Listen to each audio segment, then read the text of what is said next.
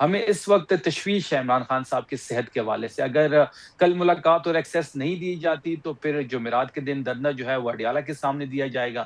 اگر پھر بھی ایکسیس نہیں دی گئی تو پھر جمعرات کی رات کو پورے پاکستان میں مظاہرے ہوں گے اور ہر چوک کو ہم ڈی چوک بنائیں گے۔ ہم ان نوجوانوں کو فوکس کرنا ہے۔ ہم نے مختلف یونیورسٹیوں میں جو کہ 1 سپٹمبر سے کھل جائیں گی، ہم نے سیمینارز کا انعقاد کرنا ہے۔ پھر ہم نے پنجاب بھی آنا ہے، سندھ بھی آنا ہے اور بلوچستان بھی جانا ہے۔ ٹھیک تو اس بار کی جو 27 سپٹمبر کی کال ہے، ہم بھرپور پلاننگ کے ساتھ آگے بڑھیں گے۔ ہم 20 لاکھ لوگوں کے ساتھ سٹارٹ لیں گے۔ فریدی صاحب جو ہے وہ پنجاب بھی آئیں گے، سندھ بھی جا رہے ہیں اور بلوچستان بھی جائیں گے۔ پنجاب کی پوری گورننس جو ہے وہ سینیٹیشن ورکرز کے اوپر کھڑی ہوئی ہے۔ پنجاب کی پوری گورننس جو ہے وہ صرف گولیاں چلانے اور یہ ایک عجیب و غریب انہوں نے ایک ادارہ بنایا ہے کہ سویلینز کے اوپر نشانہ۔ ملک کو صحیح سمت میں نون لیگ کی حکومت نہیں لے کے جا رہے اور پبلک کا اینگر ہے، پبلک میں غصہ ہے۔ بسم اللہ الرحمن الرحیم۔ السلام علیکم۔ پاکستان فرنٹ میں سلمان حیدر۔ ملکی سیاسی درجہ حرارت میں دن بدن اضافہ ہوتا جا رہا ہے۔ سڑکوں پر احتجاج اور سیاسی کشیدگی کے امکانات بڑھ رہے ہیں۔ وزیر اعلیٰ خیبر پختونخوا سہیل آفریدی ایک بار پھر بھرپور مزاحمت کا اعلان کر رہے ہیں، لیکن ساتھ ہی وہ مفاہمت کے اشارے بھی دے رہے ہیں۔ خیبر پختونخوا ہاؤس اسلام آباد میں سلمان اکرم راجہ سمیت دیگر رہنماؤں کے ہمراہ پریس کانفرنس کرتے ہوئے سہیل آفریدی نے کہا کہ تمام پارلیمنٹیرینز منگل کو سپریم کورٹ کے باہر دھرنا دیں گے، جبکہ جمعرات کو اڈیالہ جیل کے باہر جائیں گے۔ بانی سے ملاقات کی اجازت نہ دی گئی تو پورے ملک کو ڈی چوک بنا دیں گے۔ اگلے ہی لمحے مفاہمت کی بات کرتے ہوئے سہیل آفریدی نے کہا کہ بانی پی ٹی آئی کی فیملی گارنٹی دے رہی ہے کہ ملاقات کرا دیں، ہم سیاسی بات نہیں کریں گے، وکلا بھی پریس کانفرنس نہیں کریں گے، ہماری گارنٹی مان کر ملاقات کروائیں، وہ سیاسی بات نہیں کریں گے۔ تحریک انصاف نے 27 ستمبر کو احتجاج کی کال دی ہوئی ہے، جس میں 20 لاکھ افراد کو لانے کا دعویٰ کیا جا رہا ہے، لیکن اسلام آباد ہائی کورٹ کے باہر فلاپ شو نے پی ٹی آئی میں اختلافات کو مزید واضح کیا ہے۔ پارٹی کے سیکرٹری جنرل سلمان اکرم راجہ نے پیر کے روز تمام پی ٹی آئی پارلیمنٹیرینز کو اسلام آباد ہائی کورٹ پہنچنے کی ہدایت کی تھی، تاہم صرف 6 پارلیمنٹیرینز اسلام آباد ہائی کورٹ پہنچے، جن میں علی محمد خان، سینیٹر مشال خان یوسف زئی، سینیٹر فلک ناز چترالی، شفقت ایوان اور جنید اکبر شامل تھے۔ احتجاج کی کال کے باوجود ہائی کورٹ نہ پہنچنے پر سلمان اکرم راجہ اپنے ہی اراکین اسمبلی پر پھٹ پڑے۔ انہوں نے کہا کہ میں نے گڑ گڑا کر ان سے التجا کی تھی کہ ہائی کورٹ کے باہر پہنچیں، کہاں ہیں یہ سارے لوگ، کیوں نہیں آئے، میں سب کے نام سامنے لاؤں گا۔ دوسری جانب جنید اکبر نے احتجاج کی ناکامی کا ذمہ دار سلمان اکرم راجہ کو قرار دیتے ہوئے کہا یہ کون سا طریقہ ہے کہ رات 12 بجے جب پارلیمنٹیرین سو چکے ہوں حکم جاری کر دیا جائے کہ صبح سب ہائی کورٹ پہنچے، پارلیمنٹیرینز کو اس طرح نہیں بلایا جا سکتا۔ جنید اکبر نے کہا کہ پارلیمنٹیرینز کا کوئی قصور نہیں، ان کو معلوم ہی نہیں کہ پارٹی کیسے چلانی ہے، خدا کے واسطے اب تو سیاست سیکھ لیں۔ تحریک انصاف کے بڑھتے ہوئے اندرونی اختلافات پر سوال اٹھ رہے ہیں کہ آخر کیسے تحریک انصاف 27 ستمبر کے احتجاج کو کامیاب کرے گی، اور کیا 27 ستمبر کا احتجاج سپریم کورٹ کے باہر سے ہی شروع ہونے جا رہا ہے؟ پاکستان تحریک انصاف کی اس کال پر بات کر لیتے ہیں۔ شفیع جان صاحب وزیر اطلاعات خیبر پختونخوا ہمارے ساتھ ہیں۔ شفیع جان صاحب ذرا کچھ چیزیں ذرا سمجھا دیں۔ 27 ستمبر کو آپ لوگوں نے احتجاج کی کال دی ہوئی ہے، آج سہیل آفریدی صاحب کہہ رہے ہیں کہ جمعرات کے دن بانی پی ٹی آئی سے ملاقات اگر نہ کروائی گئی تو رات 10 بجے پورے پاکستان کو ڈی چوک بنا دیں گے۔ اس سے کیا مراد لیں؟ کیا تحریک انصاف وقت سے پہلے کوئی لانگ مارچ شروع کرنے کی تیاری ہے یا ریہرسل کرنے جا رہی ہے؟ سب سے پہلے سلمان صاحب آپ کا شکریہ۔ آپ کے علم میں ہوگا کہ عمران خان صاحب کے صحت کے حوالے سے اب کچھ تشویشناک خبریں جو ہیں وہ سرکولیٹ اور گردش کر رہی ہے۔ عمران خان صاحب کی صحت جو ہے وہ سب سے امپورٹنٹ ہے ہمارے لیے۔ اسی حوالے سے آج سی ایم افریدی اور لیڈرشپ وہاں پہ موجود تھی، اور انہوں نے پریس کانفرنس بھی کی، اور پریس کانفرنس میں بڑا واضح کہا گیا کہ کل منگل کا دن ہے، اور منگل کا دن جو ہے وہ اسلام آباد ہائی کورٹ کے حکم کے مطابق عمران خان صاحب سے ملنے کا دن ہے، ان کے وکلا کے ملنے کا دن ہے، بہنوں کے ملنے کا دن ہے، فیملی کے ملنے کا دن ہے۔ تو اور اگر کل آپ دیکھیں گے کہ سپریم کورٹ کے سامنے تمام پارلیمنٹیرینز کو بھی کال کیا گیا ہے، وہاں پہ دھرنا بھی دیا جائے گا، پٹیشن بھی جمع کی جائے گی۔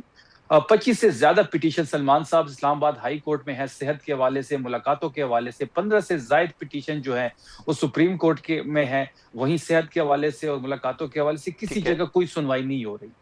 ہمیں اس وقت تشویش ہے عمران خان صاحب کی صحت کے حوالے سے۔ اگر کل ملاقات اور ایکسیس نہیں دی جاتی تو پھر جمعرات کے دن دھرنا جو ہے وہ اڈیالہ کے سامنے دیا جائے گا۔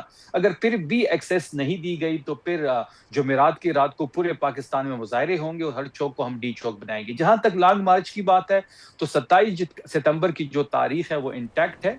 آپ دیکھیں گے کہ 27 سپٹمبر کو سی ایم آفریدی صاحب لاکھوں لوگوں کو لیڈ کرتے ہوئے خیبر پختونخوا سے نکلیں گے. باقی تینوں صوبے بلوچستان، سندھ اور پنجاب کے تمام لوگ جو ہیں ان کو بھی تمام تر ذمہ داریاں دے دی گئی ہیں. اور اس بار جو لانگ مارچ ہوگا وہ کچھ ڈیفرنٹ ہوگا، وہ کئی جگہوں پہ ہوگا. خیبر پختونخوا سے ہم اسلام آباد کی طرف بڑھیں گے. اچھا، کچھ اور ذرا چیزیں ہیں. پاکستان تحریک انصاف کے ملک سے باہر بیٹھے ہوئے لوگ وہ بھی ایسی باتیں کچھ کر رہے ہیں. ذرا میں ایک کے بعد ایک ذرا کلیئر کر لیں. کل آپ نے کہا سپریم کورٹ کے باہر پارلیمنٹیرینز ہوں گے، آج ہائی کورٹ کے باہر کال دی گئی تھی، صرف 6 پارلیمنٹیرین پہنچ پائے تھے. اب کہیں نہ کہیں یہ تو ہے نا، پارلیمنٹیرینز کو احتجاج کے لیے بلایا جاتا ہے، وہ نہیں پہنچتے. 27 تاریخ کی جو کال جس کا اب ایک امپیکٹ بننا شروع ہوا جس طریقے سے ہے، تو وہ کیسے کامیاب ہوگی جب پارلیمنٹیرینز اس طریقے سے رسپونڈ کریں گے؟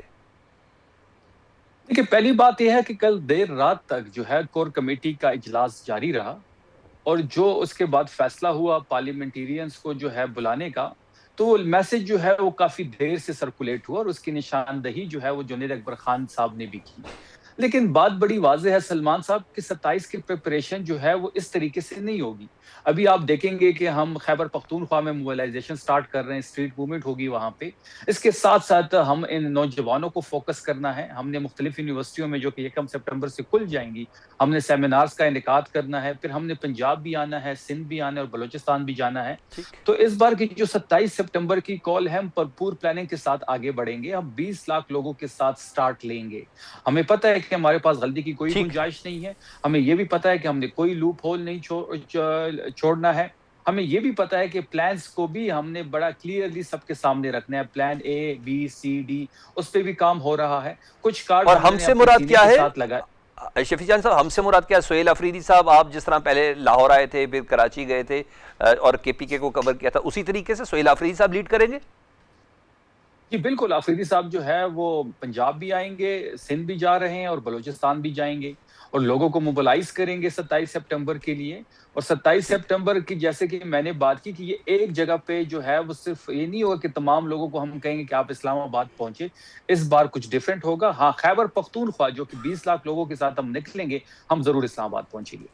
ٹھیک. اچھا، کچھ گارنٹیز کہا ہے کہ آپ لوگوں نے پہلے بھی گارنٹی دی تھی. سہیل آفریدی صاحب نے کہا تھا کہ بانی PTI کی فیملی گارنٹی دے رہی ہے کہ ہم سیاسی بات نہیں کریں گے، ہماری گارنٹی مان لیں، جمعرات کو ملاقات کروا دیں، کل منگل ہے، کل ملاقات کروا دیں، وہ کسی قسم کی کوئی سیاسی بات نہیں کریں گے. کہ یہ گارنٹی جو ہے یہ بیک ڈور رابطوں کا کوئی نتیجہ ہے؟ کیونکہ خبریں یہ ہیں جس طرح ودن پاکستان تحریک انصاف کچھ رہنما جو ملک سے باہر ہیں وہ بھی بات کر رہے ہیں. کیا فیملی اس کے لیے راضی ہے؟ کیونکہ حکومت کا کہنا ہے کہ انہوں نے پہلے گارنٹی دے کر بھی سیاسی گفتگو کی تھی. دیکھیں، کوئی بیک ڈور رابطہ نہیں ہوا. آج آفریدی صاحب نے بڑا کلیئر کر دیا ہے. دیکھیں، یہ کہتے ہیں کہ جی ملاقات ہوتی ہے، ملاقات کے بعد باہر نکلتے ہیں، لوگ میڈیا سے گفتگو کرتے ہیں، سیاسی گفتگو ہوتی ہے، تو اس لیے ہم نے ملاقاتیں بند کی ہے. تو آج اس تناظر میں یہ بات کی گئی ہے کہ عمران خان صاحب کی صحت پہ سیاست نہ کی جائے. ہم اس بات کے لیے بھی تیار ہیں کہ اگر ڈاکٹر جائے گا، ان کی بہنیں جائیں گی، یا پھر کوئی وکیل جائے گا یا کوئی رہنما جائے گا، وہ باہر جب آئے گا تو وہ کوئی بھی میڈیا سے گفتگو اور سیاسی گفتگو نہیں کرے گا. ہمیں عمران خان صاحب سے زیادہ، ان کی صحت سے زیادہ اہمیت کسی چیز کی نہیں ہے. بہت شکریہ شفیع جان صاحب، وزیر اطلاعات خیبر پختونخوا ہم سے بات کر رہے تھے. آزاد کشمیر انتخابات میں دھاندلی کے الزامات پر نون لیگ اور پیپلز پارٹی کی لفظی جنگ میں شدت آتی جا رہی ہے. پونچھ ڈویژن کے 4 حلقوں پر ہونے والے الیکشن کے غیر حتمی اور غیر سرکاری نتائج آنے کا سلسلہ جاری ہے، مگر پہلے 2 مرحلوں کی طرح آخری مرحلے میں بھی پیپلز پارٹی کی جانب سے نون لیگ پر دھاندلی کے سنگین الزامات لگائے ہیں. لیکن وزیر اعظم شہباز شریف نے بلاول بھٹو اور پیپلز پارٹی کے دھاندلی کے الزامات اور الٹی گنتی کی دھمکیوں کے باوجود آزاد کشمیر انتخابات میں فتح پر نون لیگ کو مبارکباد دی ہے. وزیر اعظم کے مشیر رانا ثناء اللہ، وفاقی وزیر امیر مقام نے اسلام آباد میں پریس کانفرنس میں دھاندلی کے الزامات کو ایک بار پھر مسترد کرتے ہوئے کہا کہ پیپلز پارٹی شکست کو دھاندلی کے بیانیے سے چھپانے کی کوشش کر رہی ہے. رانا ثناء اللہ نے دعویٰ کیا کہ نون لیگ آزاد کشمیر میں 2/3 اکثریت سے حکومت بنانے جا رہی ہے. ایسے میں نون لیگ اور پیپلز پارٹی کی ایک دوسرے پر تنقید صرف آزاد کشمیر تک محدود نہیں رہی، بلکہ دونوں جماعتوں کے رہنما پنجاب اور سندھ میں ایک دوسرے کو بری کارکردگی اور انتظامی ناکامیوں کے طعنے بھی دے رہے ہیں. پنجاب کی وزیر اطلاعات عظمہ بخاری نے پیپلز پارٹی کو نشانہ بناتے ہوئے کہا کہ کشمیر الیکشن میں ہارے ہوئے لوگ پنجاب پر غصہ نکالنے آ جاتے ہیں. صبح شام پنجاب پر بھاشن دینے والے اپنے صوبے کو بھی دیکھیں. عظمہ بخاری نے کہا کہ سندھ حکومت میر رضا کیس ابھی تک حل نہیں کر سکی. پنجاب میں فیک کیس کہہ کر رپورٹ نہیں چھپائی جاتی. نون لیگ کے رہنماؤں کو جواب دینے کے لیے پیپلز پارٹی کی سینیٹر پلوشہ خان، شہلا رضا اور شرمیلا فاروقی میدان میں آئیں۔ سینیٹر پلوشہ خان نے کہا کہ ہم نون لیگ کے اتحادی ہیں، غلام نہیں، جہاں غلط لگے گا بولیں گے، حکومت جو کرنا چاہ رہی ہے اپنے ایجنڈے میں ناکام ہو گئی ہے۔ شہلا رضا کہتی ہیں کہ آج جس طرح ووٹ کو عزت مل رہی ہے سب دیکھ رہے ہیں۔ شرمیلا فاروقی نے پنجاب حکومت کو نشانہ بناتے ہوئے کہا کہ لاہور میں ذہنی معذور بچی کے ساتھ پولیس نے زیادتی کی، آپ پنجاب میں ایک نظام لائیں جہاں عورت محفوظ ہو۔ پیپلز پارٹی کی ان رہنماؤں کی پریس کانفرنس پر جواب دیتے ہوئے عظمہ بخاری نے اپنی ایکس پوسٹ میں لکھا کہ پنجاب کی کارکردگی اور میرے مقابلے میں تنقید کرنے 3 خواتین کو بھیجنا پڑا، وہ بھی اس صوبے کی جن سے میر رضا کے کیس کی 2 نمبریاں سنبھالی نہیں جا رہی۔ نون لیگ اور پیپلز پارٹی کی لفظی جنگ کس جگہ پر جا کر ختم ہوگی، اس پر بات کر لیتے ہیں۔ پیپلز پارٹی کی سینئر رہنما ہیں، ممبر قومی اسمبلی ہیں، نفیسہ شاہ صاحبہ سے۔ نفیسہ شاہ صاحبہ، یہ معاملہ شروع ہوا نون لیگ اور پیپلز پارٹی کی آزاد کشمیر انتخابات پر شروع ہونے والی لڑائی سے، لیکن اب یہ پنجاب اور سندھ کی لڑائی بن رہی ہے۔ وزیر اطلاعات عظمہ بخاری صاحبہ کہتی ہیں کہ کشمیر الیکشن میں ہارے ہوئے لوگ پنجاب پر غصہ نکالنے آ جاتے ہیں، صبح و شام پنجاب پر بھاشن دیتے ہیں، بلکہ آپ کی 18 سالہ حکومت پر تنقید کر رہی ہیں کہ پینے کا پانی بھی فراہم نہیں کر سکتے۔ یہ تو تانے تشنے شروع ہو گئے، فارم 47 سے معاملہ شروع ہوا، پھر غیر منتخب وزیر اعظم کی بات چلی گئی، پھر وزیر اعلیٰ کی بات چلی گئی، یہ معاملہ کسی جگہ پہ رکے گا؟ دیکھیں، میں سمجھتی ہوں کہ ایشو کشمیر سے شروع ہوا اور سندھ یا پنجاب تک کیا، یہ اگر نون لیگ کے ایک ڈائیورژنری ٹیکٹکس ہیں، ایشو ابھی بھی کشمیر ہی ہے، اور کشمیر میں پیپلز پارٹی نے حقائق کی بات کی ہے، ہم نے لاجک کی بات کی ہے، ہم نے ہسٹری کو لے کر بات کی ہے، ہم نے اس کو، یہ ایشو ملک کو تو ڈیمیج کرے گا، ہماری انٹرنیشنل سٹینڈنگ کو ڈیمیج کر سکتا ہے۔ پاکستان کا جو ایک اصولی موقف ہے بین الاقوامی دنیا میں کشمیر کے حق میں، کشمیر کی فریڈم فائٹنگ میں، کشمیر کی عظیم قربانیوں کے اوپر، وہ اس کو ڈیمیج کر سکتا ہے۔ ان کے تو کوئی ایک جواب نہیں دیا انہوں نے، اور ہم برسوں سے کہہ رہے تھے صرف الیکشن کی دھاندلی کا سوال نہیں ہے، الیکشن یا کشمیر میں آپ نے اس وقت کیا ماحول بنایا ہوا ہے، اور آپ نے وہاں پر ایک چھوٹا سا معمولی ایشو، لوکل لیول کی ایک چھوٹی سی موومنٹ، آپ نے اس نہج پر اس کو پہنچایا ہے جہاں بین الاقوامی میڈیا اس کے اوپر پروگرامز کر رہی ہے، کہاں آپ نے ملک کو کھڑا کیا ہے۔ یہ ایشو اتنا، اس کو فریولس طریقے سے اگر آپ ڈسمس کر کے آپ پھر سندھ کی گورننس کے اوپر بات کریں تو پھر آبویسلی ہم لوگ پنجاب کی گورننس کے اوپر بات کریں گے، کہیں گے کہ پنجاب کی پوری گورننس جو ہے وہ سینیٹیشن ورکرز کے اوپر کھڑی ہوئی ہے، پنجاب کی پوری گورننس جو ہے وہ صرف گولیاں چلانے، اور یہ ایک عجیب و غریب انہوں نے ایک ادارہ بنایا ہے کہ سویلینز کے اوپر نشانہ، کسٹوڈیل وائلنس، اس قسم کی جو، اور لیکن یہ صرف پنجاب نہیں، جہاں جہاں نون لیگ کی گورننس ہے اور جہاں ان کا ایشوز ہیں، کشمیر میں بھی انہوں نے وہی جنگی میدان کھڑا کر دیا ہے۔ جو الیکٹورل وائلنس کے انہوں نے مثال نہیں ملتے کہ انہوں نے الیکشنز میں جتنا وائلنس کیا، اور پیپلز پارٹی کو اس کا نشانہ بنایا۔ تو اس لیے ہمارا ایک اصولی موقف ہے، ہم ملک کی بات کر رہے ہیں، ہم پاکستان کی انٹرنیشنل سٹینڈنگ کی بات کر رہے ہیں، اور اس میں کشمیر ایک معمولی علاقہ نہیں ہے، اس کے دورس نتائج نکل سکتے ہیں۔ تو اس لیے اس کو سیریسلی لینا ہوگا، اور یہ الیکشنز جو ہیں یہ مسئلے کا حل کرتی ہیں۔ اس وقت تو انہوں نے الیکشنز کو خود ایک مسئلہ بنا کر کھڑا کر لیا ہے نون لیگ نے۔ تو بلاول بھٹو صاحب نے کہا تھا کہ حکومت کی الٹی گنتی شروع ہو گئی، ملک گیر تحریک چلائیں گے، لیکن ابھی تک کوئی روڈ میپ سامنے نہیں آیا، کیونکہ ٹک ٹاک ابھی تک آن ہے، انہوں نے جو گھڑی الٹی گنتی سے متعلق کہا تھا۔ دیکھیں، سیاست کا اپنا ٹیمپو ہوتا ہے۔ میں اگر آپ کو تھوڑی یادداشت دلاؤں کہ پی ٹی آئی کی بھی اس قسم کی ایروگنس تھی، ہم لوگ یہی بات کرتے تھے کہ پی ٹی آئی اندر سے کمزور ہو رہی ہے، پی ٹی آئی کی اپنی پالیسیز اس کو کمزور کر رہی ہیں، اور یہی ہوا جب چیئرمین بلاول بھٹو زرداری نے ایک موومنٹ لے کر چلے، لانگ مارچ کیا، تو اس کے بعد کیا نتیجہ نکلا؟ نو کانفیڈنس آ گیا۔ تو سیاست میں ہر چیز کا ٹائم ہوتا ہے، حکمت عملی بھی ہوتی ہے، اور یہ آپ گرانٹیڈ فار نہیں لے سکتے کہ کوئی پیپلز پارٹی کی مجبوریاں ہیں یا پیپلز پارٹی کوئی ایکشن نہیں لے گی یا نہیں لے سکتی۔ ہم نے ماضی میں دکھایا ہے، ایک نہیں بارہا یہ دکھایا ہے کہ جب پیپلز پارٹی اپنی مسلز فلیکس کرتی ہیں تو پھر حکومت کی واقعی الٹی گنتی شروع ہو گئے۔ لیکن اس وقت تو الٹی گنتی اس لیے شروع ہوئی ہے کہ حکومت کی اپنی حرکتیں الٹی ہیں۔ کشمیر کے الیکشن انہوں نے الٹے طریقے سے لڑا، ان کی پالیسیاں الٹی ہیں، ان کی زبان درازی بھی الٹی ہے۔ الٹی گنتی کچھ اور چیز ہے نا، انہوں نے کہا ملک گیر تحریک بھی شروع کریں گے۔ دیکھیں اس کا فیصلہ پارٹی کرے گی، اس کا فیصلہ قیادت کرے گی۔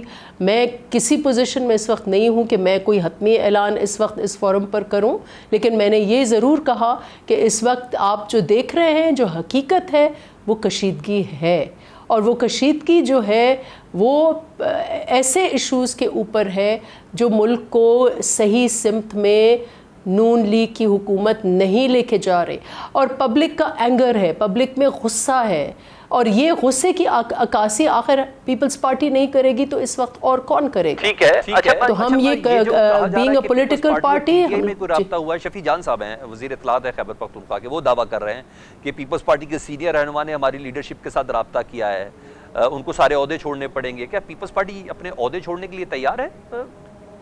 دیکھیں مجھے نہیں پتا، میں نہیں سمجھتی اس وقت ایسی کوئی بھی ایسا سگنل ہے۔ ہمارے اس وقت جو براہ راست پبلکلی اسٹیٹڈ پوزیشن ہے اس وقت کشمیر کے الیکشنز پر ہے، اور وہ الیکشنز کا مرحلہ اس وقت پورا نہیں ہوا۔ بہت شکریہ نفیسہ شاہ صاحبہ، ممبر قومی اسمبلی، سینئر رہنما پیپلز پارٹی کی، ہم سے بات کر رہی تھی۔ مزید ملک کی پولیٹیکل صورتحال میں کچھ جگہوں پر خلیج ہے اور کچھ نئی ڈیولپمنٹس ہیں، اسپیشلی پاکستان تحریک انصاف کو لے کر۔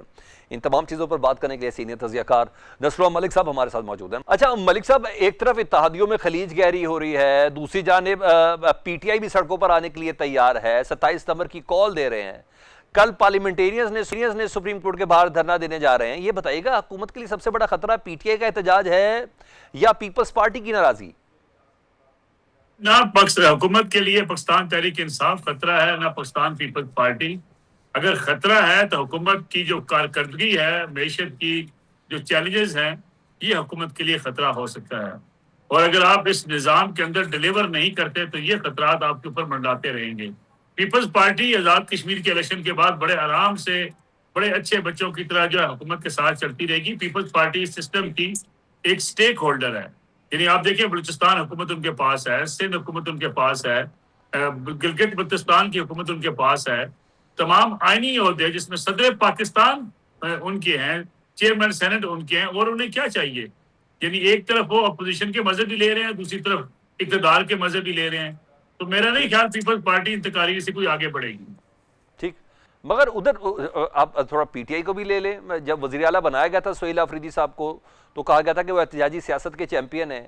اب 27 تاریخ کو ان کا پہلا امتحان ہے، آپ کو لگتا ہے کہ وہ کامیاب ہوں گے یا گنڈا پور کی طرح انہیں بھی ناکامی ہوگی؟ کیونکہ 2024 سے اب تک کوئی بڑا امپیکٹ کریٹ کرنے میں تو پاکستان تحریک کے ساتھ سڑکوں پر کامیاب نہیں ہو سکی۔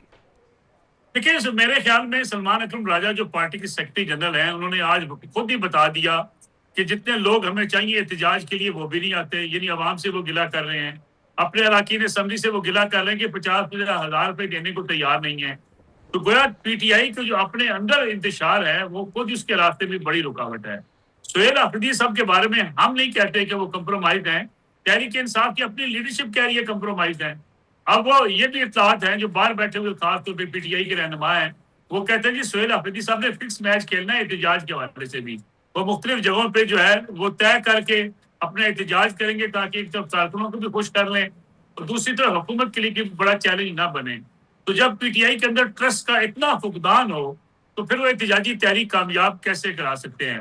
اور پھر ساتھ ہی جو ہے اپنی نجی محفلوں میں سہیل آفریدی صاحب تو یہ بات کہہ دیتے ہیں کہ سسٹم کے اندر اس وقت جو ہے عمران خان صاحب کی کوئی گنجائش نہیں ہے، ہم اس لیے احتجاج کر کے پریشر ڈال کے کوئی گنجائش نکالنا چاہتے ہیں۔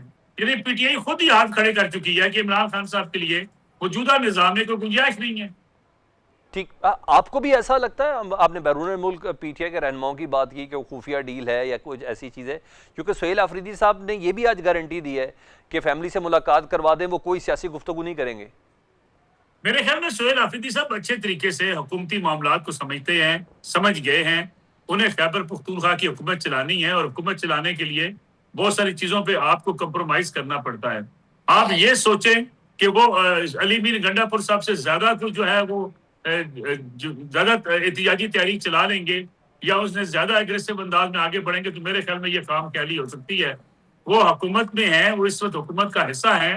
وہ جو اس وقت موجودہ جو حکومت ہے، ساری صوبائی حکومتیں ہیں، اس میں سے ایک پارٹ پاکستان تحریک انصاف کے پاس ہے. اس لیے وہ نہیں چاہیں گے کہ ان کی حکومت جائے، بطور وزیر اعلیٰ ان کو ہٹنا پڑے. اس لیے وہ ایک طرف پی ٹی آئی کے کارکنوں کو بھی خوش کریں گے اور دوسری طرف ٹکراؤ کی پالیسی سے، تصادم کی پالیسی سے وہ بچیں گے. انہوں نے یہ بھی کہہ دیا ہے اپنے جو ہے وہ نجی میٹنگز کے اندر کہ جناب جو 27 ستمبر کا احتجاج ہوگا وہ بھی ہم اس قسم کا احتجاج کریں گے کہ جس کے نتیجے میں کوئی کلیش کی صورتحال پیدا نہ ہو. یعنی بڑا ہم بچ بچا کے آئینی طریقے سے، پرامن طریقے سے، کسی تصادم کے بغیر یہ احتجاج کریں گے. ٹھیک، بہت شکریہ ملک صاحب، ہم سے بات کر رہے تھے پاکستان فرنٹ. اس بریک کے بعد کراچی کے پوش علاقے سے لاپتہ ہونے والے آئی بی اے کے گریجویٹ نوجوان تاجر میر رضا علی کی موت اب محض ایک حادثہ یا معمہ نہیں رہی، بلکہ یہ ہمارے پورے تفتیشی اور میڈیکو لیگو نظام پر ایک بہت بڑا سوالیہ نشان بن چکی ہے. کیس میڈیا پر آنے کے بعد آئی جی سندھ جاوید عالم اوڈو نے دعویٰ کیا تھا کہ کیس ٹریس ہو چکا، لیکن اب تک سامنے آنے والے ثبوت اور حقائق قانون نافذ کرنے والے اداروں کے دعووں کو یکسر مسترد کرتے ہیں. آج پاکستان فرنٹ کے پلیٹ فارم سے اس کیس سے جڑے ایسے حقائق اور تضادات کو سامنے لائیں گے جس نے پولیس ہی نہیں حکومتی مشینری کو بھی ہلا کر رکھ دیا ہے. کراچی کے فیروز آباد تھانے میں درج اغوا کے مقدمے جسے پہلی پوسٹ مارٹم رپورٹ میں خودکشی قرار دے کر دبانے کی کوشش کی گئی کہ میر رضا نے اپنے سینے پر گولی ماری، لیکن مجسٹریٹ کی موجودگی میں ہونے والی قبر کشائی اور دوسرے پوسٹ مارٹم کی رپورٹ میں انکشاف ہوا کہ میر رضا علی کو گولی پیچھے کمر کے بالائی حصے پر ماری گئی جو چھاتی سے باہر نکلی. کوئی بھی شخص اپنی کمر کے پیچھے خود گولی نہیں مار سکتا. ابتدائی رپورٹ میں مقتول کے جسم پر تشدد کو نظر انداز کیا گیا، لیکن دوسری رپورٹ کے مطابق موت سے قبل میر رضا پر شدید تشدد کیا گیا تھا. ان کی پیشانی کے دائیں جانب ناک کی ہڈی، کھوپڑی کا پچھلا حصہ، اوپر کے دانت اور جبڑا فریکچر تھے، جبکہ پسلیاں بھی ٹوٹی ہوئی تھیں. ایسے میں سوال اٹھتا ہے کہ پہلا پوسٹ مارٹم کرنے والے ایم ایل او نے اتنی بڑی غفلت کیوں برتی کہ کمر کی گولی اور ٹوٹے جبڑے نظر ہی نہیں آئے؟ ایسی غفلت نادانستہ نہیں ہو سکتی. ایسا ہے تو اب تک ان کے خلاف کسی قسم کی کوئی کارروائی کی گئی یا نہیں؟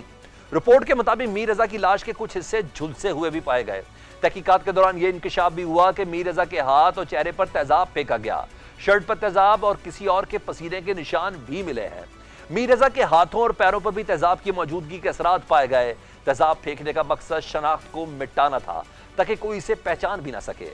ذرائع کے مطابق میر رضا کے معدے میں تیزاب کی موجودگی اور پھیپھڑوں کی تیزاب سے متاثر ہونے کے شواہد بھی ملے ہیں. دوسری پوسٹ مارٹم رپورٹ کے سامنے آنے کے بعد یہ پرانی تفتیشی ٹیم جس میں ایس ایس پی زبیر نذیر شیخ اور ایس ایس پی سمیع اللہ سومرو شامل تھے کو ہٹا دیا گیا، جبکہ غفلت برتنے پر ڈی ایس پی شارع فیصل اور ایس ایچ او گلستان جوہر کو معطل کر دیا گیا.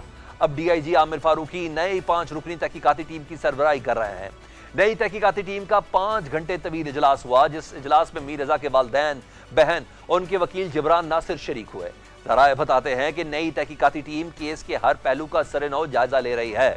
کمیٹی نے ایس ایچ او فیروز آباد عدیل افضال کو طلب کیا. اس کے علاوہ کیس سے متعلق مختلف تفتیشی افسران کے بیانات بھی ریکارڈ کیے گئے. اس سے پہلے میر رضا کی فیملی کے تحفظات کی وجہ سے سندھ حکومت نے جوڈیشل کمیشن بنانے کا فیصلہ مؤخر کر دیا تھا. میر رضا علی کے والد میر حسین نے جوڈیشل کمیشن بنانے کی تجویز کی مخالفت کی تھی. Chief justice Sindh high court کو لکھے گئے خط میں میر رضا کے والد نے موقف اختیار کیا تھا کہ حکومتی تحقیقات سے راہ فرار اختیار کرنا چاہتی ہے اور جوڈیشل کمیشن کے پیچھے چھپنے کی کوشش کر رہی ہے. میڈیا سے گفتگو میں میر رضا کے والد میر حسین نے کہا کہ ڈی آئی جی عامر فاروق کی اچھی شہرت کے افسر ہیں. ہمیں نئی تحقیقاتی کمیٹی پر اعتماد ہے. امید ہے 3 سے 4 دن میں تحقیقات کے نتائج سامنے بھی آ جائیں گے. وہ اپنے بیٹے کو انصاف ملنے کے لیے پر امید ہے. دوسری جانب آئی جی سندھ جاوید عالم اوڈو نے پریس کانفرنس میں کہا کہ میر رضا کیس میں اصل مسئلہ مس کمیونیکیشن کا ہے. تحقیقاتی ٹیم کام کر رہی ہے، جلد حقیقت سامنے آ جائے گی. ابتدائی تفتیش میں یہ امکان بھی سامنے آیا کہ میر رضا کو کسی دوسری جگہ سے لا کر گلستان جوہر میں چھوڑا گیا. اب تک کی رپورٹس کے مطابق میر رضا 28 جولائی کی صبح 4:09 پر پی ای سی ایچ ایس بلاک 2 میں اپنے گھر سے نکلے. گھر سے نکلتے وقت میر رضا علی نے اپنی والدہ سے کہا تھا کہ میں بس 10 منٹ میں آ رہا ہوں. سی سی ٹی وی فوٹیج کے مطابق ایک آن لائن ٹیکسی ان کے گھر کے باہر آ کر رکی. گاڑی رکنے کے ٹھیک 2 منٹ 20 سیکنڈ بعد میر رضا باہر گلی میں آئے اور ٹیکسی میں بیٹھ کر چلے گئے. ڈرائیور کے بیان کے مطابق جب میر رضا گاڑی میں بیٹھے تو وہ بالکل نارمل اور خوش نظر آ رہے تھے، یہاں تک کہ سفر کے دوران وہ گاڑی میں گنگنا بھی رہے تھے۔ یہ بیان پولیس کے اس دعوے کو جھوٹا ثابت کرتا ہے کہ وہ شدید ذہنی تناؤ یا خودکشی کے ارادے سے گھر سے نکلے تھے۔ 28 جولائی ہی کی صبح 4:38 پر یعنی گھر سے نکلنے کے 29 منٹ بعد ایک اور سی سی ٹی وی فوٹیج میں میر رضا کو گلستان جوہر میں جائے وقوع کے قریب پیدل اکیلے چلتے ہوئے دیکھا گیا۔ ایک اور سی سی ٹی وی فوٹیج میں دیکھا گیا کہ میر رضا علی گلستان جوہر کی ایک گلی میں پیدل جا رہے ہیں اور اچانک اپنی جیب سے کچھ چمکتی ہوئی چیز نکال کر کچرے کی طرف پھینک دیتے ہیں۔ پولیس کے مطابق وہ ان کا آئی فون تھا جو بعد میں جائے وقوع سے 200 گز دور سے ایک شہری کی نشاندہی پر برآمد ہوا۔ 29 جولائی کی صبح 8 بجے ایک فوٹیج میں کچرا چننے والے شخص کو جائے وقوع پر تقریباً 8 منٹ تک کچھ ڈھونڈتے ہوئے دیکھا گیا۔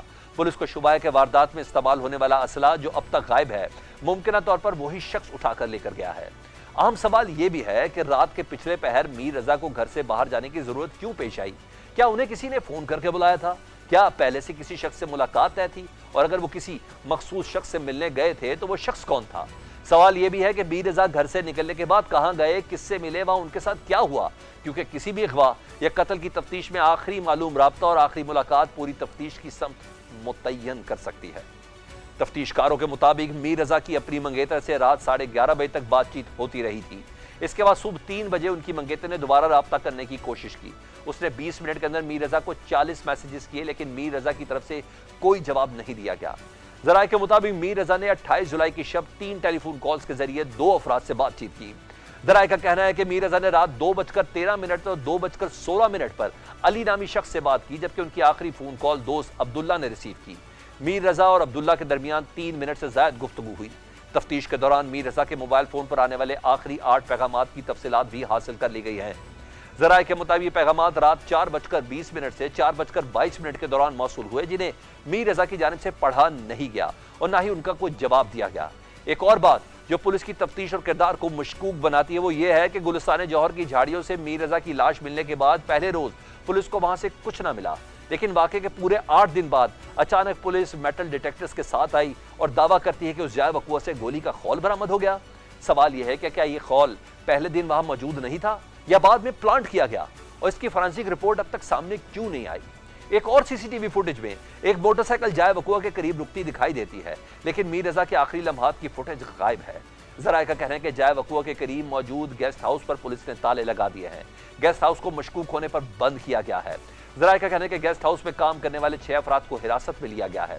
کیس سے متعلق اب تک 21 افراد کو حراست میں لیا جا چکا ہے۔ ذرائع کے مطابق زیر حراست افراد میں میر رضا کے دوست اور بزنس پارٹنرز بھی شامل ہیں، جن کے بیانات بھی ریکارڈ کیے گئے ہیں۔ وزیر دفاع خواجہ آصف اور وزیر اطلاعات پنجاب عظمہ بخاری نے میر رضا کیس کو لے کر سندھ حکومت کو تنقید کا نشانہ بنایا ہے۔ اس لیے اب یہ کیس سندھ پولیس ہی نہیں، حکومت کے لیے بھی ایک ٹیسٹ کیس بن چکا ہے۔ تحقیقاتی ٹیم کو چاہیے کہ جلد از جلد حقائق سامنے لا کر ذمہ داروں کو کیفر کردار تک پہنچائے تاکہ اس حوالے سے پائی جانے والی قیاس آرائیوں کا خاتمہ ہو۔ پاکستان کو سفارتی محاذ پر ایک اور بڑی کامیابی ملی ہے۔ پاکستان، سعودی عرب اور ترکی کے مکہ دفاعی معاہدے کی گونج پوری دنیا میں سنائی دے رہی ہے۔ پاکستان کو دنیا اب نیٹ پیس پرووائیڈر کے طور پر دیکھ رہی ہے۔ مکہ دفاعی معاہدہ در حقیقت پاکستان پر اسلامی دنیا کے بڑھتے ہوئے اعتماد کی علامت بھی ہے۔ 7 اگست کو طے پانے والے اس تاریخی معاہدے کے تحت پاکستان، سعودی عرب اور ترکیہ میں کسی ایک ملک پر حملہ سب پر حملہ تصور کیا جائے گا، مگر تینوں ممالک نے واضح کیا ہے کہ مکہ معاہدہ خالصتاً دفاعی نوعیت کا ہے اور کسی ملک کے خلاف نہیں ہے۔ وزیر اعظم شہباز شریف نے کابینہ اجلاس میں گفتگو کرتے ہوئے کہا کہ مکہ معاہدہ پاکستان اور سعودی عرب دفاعی معاہدے کی توسیع ہے۔ تینوں ممالک میں ہونے والا یہ معاہدہ امن، سلامتی اور خوشحالی کے لیے ہے۔ وزیر اعظم نے واضح کیا کہ یہ دفاعی معاہدہ ہے، یہ کسی کے خلاف جارحیت کے لیے نہیں ہے۔ مکہ دفاعی معاہدے کی خاص بات یہ ہے کہ اس میں دیگر اسلامی ممالک کی شمولیت کے لیے دروازے بھی کھلے ہیں۔ ترکی کے وزیر خارجہ اسے نیٹو طرز معاہدہ قرار دیتے ہیں۔ حقان فیدان کہتے ہیں کہ مشترکہ دفاعی معاہدے کے ذریعے کسی ملک کو بھی ہدف نہیں بنایا گیا جب تک وہ معاہدے کے کسی رکن ملک پر حملہ نہ کرے۔ یہ دفاعی معاہدہ تکنیکی طور پر نیٹو کے آرٹیکل 5 جیسا ہے، جس کے تحت کسی ایک رکن پر حملہ تمام اراکین کے خلاف حملہ تصور کیا جاتا ہے۔ ترکی کے وزیر خارجہ نے دفاعی معاہدے میں مصر کی شمولیت کا امکان بھی ظاہر کیا۔ حقان فیدان کہتے ہیں کہ کچھ تکنیکی معاملات حل ہونے کے بعد ممکن ہے کہ مصر دفاعی معاہدے میں شامل ہو جائے۔ ایران نے پاکستان، سعودیہ اور ترکی کے دفاعی معاہدے کا خیر مقدم کیا ہے۔ ایرانی وزارت خارجہ کے ترجمان اسماعیل بقائی نے کہا کہ سعودیہ، ترکی اور پاکستان کے درمیان دفاعی معاہدہ ایران کے لیے خطرہ نہیں بلکہ 3 اہم علاقائی ممالک کے درمیان دفاعی تعاون اس بات کی نشاندہی کرتا ہے کہ خطے کے ممالک اپنی سلامتی کے معاملات میں نئے انداز سے سوچ رہے ہیں۔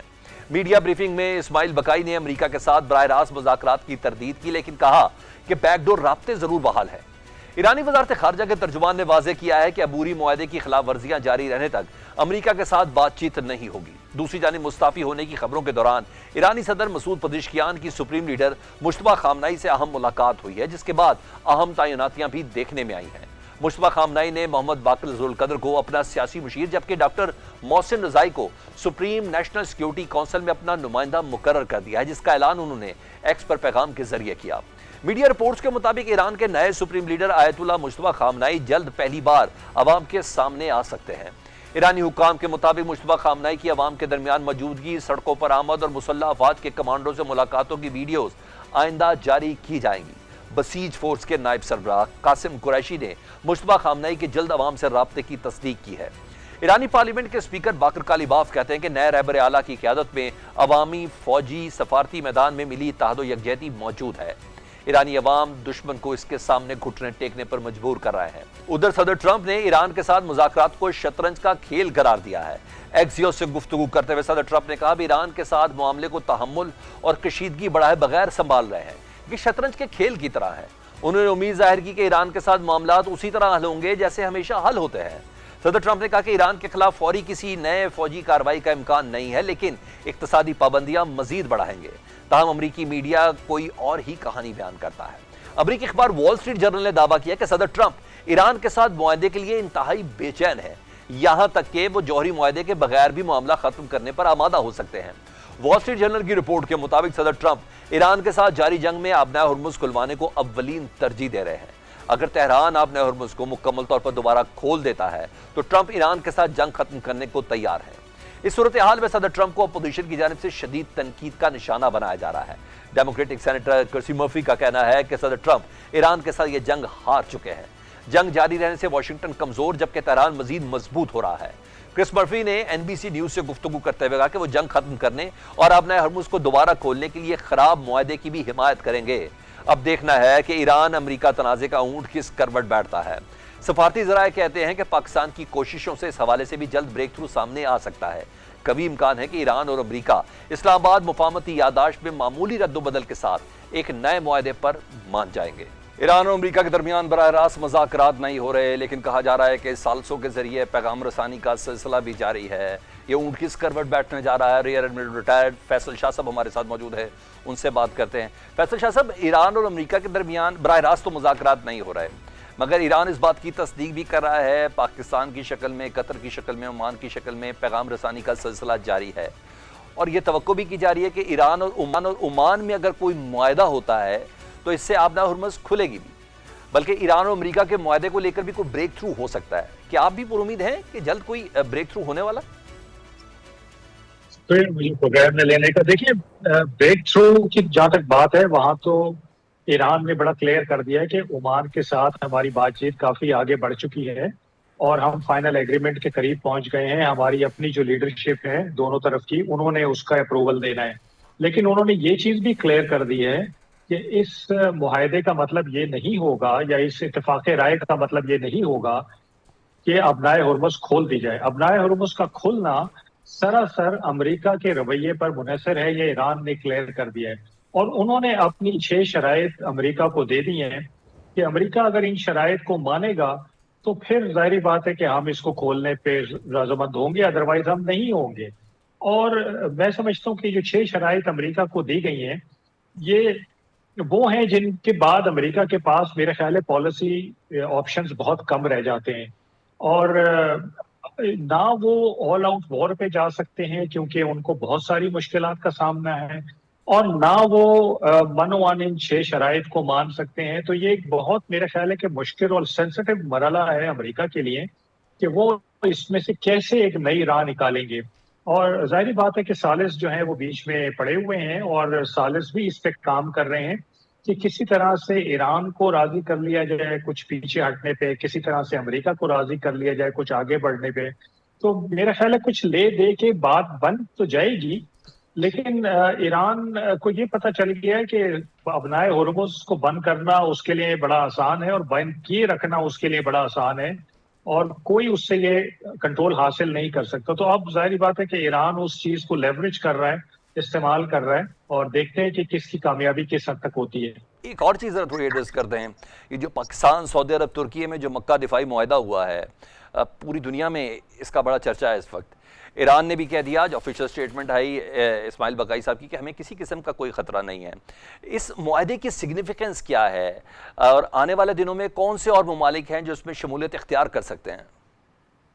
دیکھیں اس معاہدے کو دیکھنے کے دو زاویے، ایک زاویہ تو وہ ہے جو کہ پورے انٹرنیشنل پریس میں اور ہر جگہ ڈسکس ہو رہا ہے کہ جی ترکی کی ملٹری انڈسٹریل کیپیسٹی ہے، پاکستان کا ایکسپرٹیز اور ایکسپیرینس ہے، اور پاکستان کا جو ایک اسٹیبلائزر کے طور پہ رول سامنے آیا وہ، اور پھر سعودی عرب کی جو ایک منفرد حیثیت ہے اور ان کی اکانومی ہے، تو یہ تینوں چیزیں یکجا ہو گئی۔ میرا خیال ہے کہ اس کو دیکھنے کا ایک اور بھی زاویہ ہے، اور وہ زاویہ یہ ہے کہ تینوں ممالک کو اگر آپ دیکھیں تو جغرافیکلی یہ بڑے مختلف علاقوں میں پائے جاتے ہیں۔ اچھا، ان تینوں کے تھریٹ پرسیپشن بھی بڑے ڈفرینٹ ہیں، اور ان تینوں کی پولیٹیکل سٹینڈنگ بھی تینوں کی ڈفرینٹ ہے۔ تو اگر ان کی تمام کیپیبلٹیز کو آپ نے ملا دیا ہے تو میرا خیال ہے کہ یہ معاہدہ ایسا ہے جس سے ڈرنے کے بجائے اس کو ویلکم کرنا چاہیے باقی تمام ممالک کو، اور اس کو ایز اے اسٹیبلائزنگ فیکٹر لینا چاہیے۔ یہ اسٹیبلائز کرنے کے لیے میرا خیال ہے زیادہ استعمال ہو سکتا ہے بنسبت اس کے کہ اس سے کوئی خائف ہو اور اس سے کوئی یہ سمجھے کہ یہ میرے خلاف ہے۔ اور اس میں جوک در جوک میں سمجھتا ہوں کہ دوسرے ممالک کو بھی شامل ہونا چاہیے۔ اس وقت ہو سکتا ہے کہ ایران اس میں شامل نہ کیا جا سکتا ہو بیکاز امریکہ سے اس کی اس وقت براہ راست ٹسل چل رہی ہے، لیکن جب معاملات ٹھہر جاتے ہیں، سنبھل جاتے ہیں اور معمول پہ آ جاتے ہیں، تو میرا خیال ہے کہ سب سے امپورٹنٹ سٹیپ یہ ہوگا کہ ایران کو دعوت دی جائے، اور ایران کو بھی چاہیے کہ وہ اس میں شامل ہو جائے، تاکہ ایک جو پرسیپشن بنا ہوا ہے کہ یہ مسلم نیٹو ہے یا سنی اتحاد ہے اس سے بھی نکل جائے، اور جو اسٹیبلٹی ہے اس کا دائرہ کار مزید وسیع ہو جائے۔ ابھی تو یہ باتیں بھی پھیلائی جا رہی ہیں کہ یہ شاید ایران کے خلاف بنایا گیا، لیکن ایران کا اپنا بیان آ گیا کہ ہمیں اس سے کوئی ڈر نہیں ہے، ہمیں اس سے کوئی خطرہ نہیں ہے۔